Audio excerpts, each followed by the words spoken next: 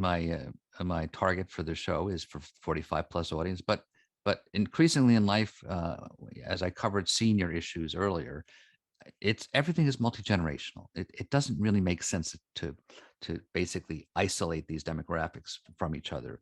So they're related to one another. And I think that, one of the things that I wanted to ask you guys about is that it seems that some of these periods are of heightened loneliness are related to what you were talking about, Carl, in terms of people get dislocated. They need a sense of belonging and they're thrown off their community. Mhm. So say for young, 20 somethings, they've gone through a period of life where it's been structured all the way through college, and that educational structure has kept them socially, Mhm. structured as well regarding their families. Then they leave and it's like, where am I now? Right. What's my network? And again, you could sort of see that logically happening later in life, when people approach retirement, they lose that connection again. Some of it through mobility. I think that's a big issue in today's society.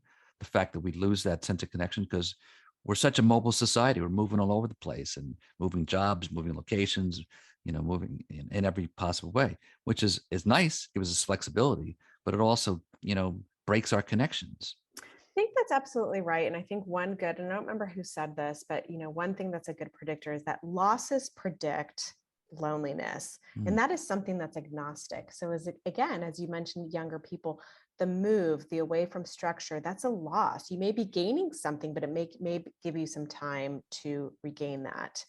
I also think what's interesting, so as we get older, you're absolutely right, Bron. The changes in employment, the potential loss of a spouse, the redefinement of identity. We live in an ageist country that doesn't value aging. And so we're experiencing these changes that are predictors. It doesn't mean that happens to everyone, but it increases your risk. If you think about the pandemic, there was with older adults, we've seen different phenotypes, so to speak. So some people actually did okay.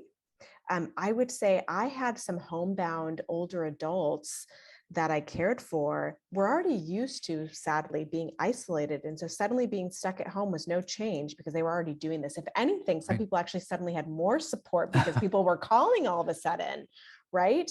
But for those of us that had been more mobile, suddenly being stuck at home was a huge change.